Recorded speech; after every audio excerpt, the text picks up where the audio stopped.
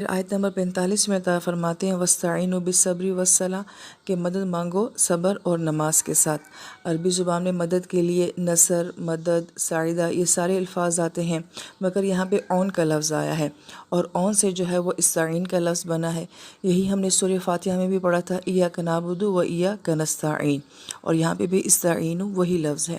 اور استعانت کہتے ہیں کہ کوئی انسان کسی کام کے لیے بہترین کوشش کرتا ہے، پھر اس کام کے پورا ہونے کے لیے وہ کسی دوسرے کی مدد چاہتا ہے۔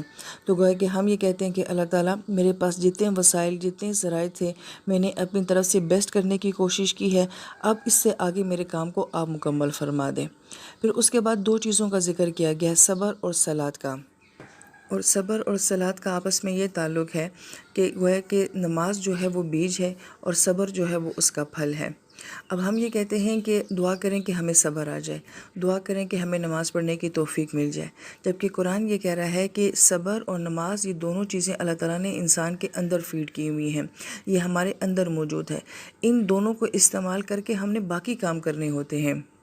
اور یہ آیت مبارکہ کا سب سے بڑا وظیفہ ہے۔ لوگ اکثر وظائف پوچھتے ہیں، نبی علیہ السلام کا بھی یہی وظیفہ تھا کہ جب کوئی مشکل پریشانی آ جائے تو یہ دو کام کرنے ہیں، ایک صبر کرنا ہے، اور صبر سے مراد وہ صبر نہیں جو ہم سمجھتے ہیں کہ سہ جانا اور برداشت کرنا اور سامنے والے کو ڈھیل دیتے رہنا۔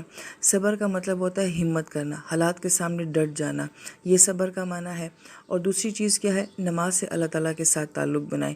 یہ دو ایسے اعمال ہیں جو کہ کسی بھی مشکل سے مشکل کام کو بھی آسان کر دیتے ہیں۔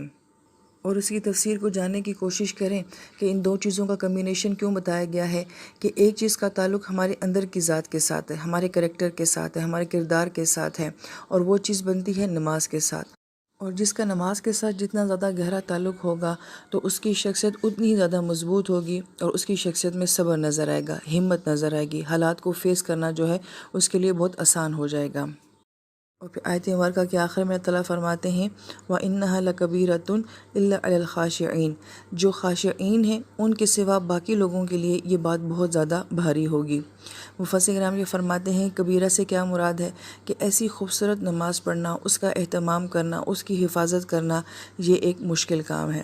اور بعض مفسرین کرام نے فرمایا کہ اس نصیحت کے اوپر عمل کرنا جو ہے یہ ایک بہت بڑی بات ہے، ایک بھاری بات ہے۔ مگر جو خاشعین ہوں گے، خشوع والے ہوں گے، خشع سے یہ لفظ ہے، خشع کا مطلب ہوتا ہے جھک جانا، لہٰذا جن کے اندر عاجزی ہوتی ہے، جو بات مان لیتے ہیں، جو سامنے والے کی نصیحت کو ایکسیپٹ کر لیتے ہیں، ان کے لیے اس کے اوپر عمل کرنا آہستہ آہستہ آسان ہو جائے گا۔ قرآن یہ نہیں کہتا کہ ڈائریکٹ یہ سب باتیں کرنا بہت آسان ہوتی ہیں، شروع میں مشکل ہوتی ہیں، پھر آہستہ آہستہ اللہ تعالیٰ اس چیز کو آسان کر دیتے ہیں۔ لہذا جو خاشعین میں سے ہوں گے، بات مان لینے والے ہوں گے، ان کے لیے ایسی نمازیں پڑھنا، اس طرح کا صبر کرنا، اپنے حالات کے ساتھ لڑنا اللہ تعالیٰ بہت آسان کر دیں گے۔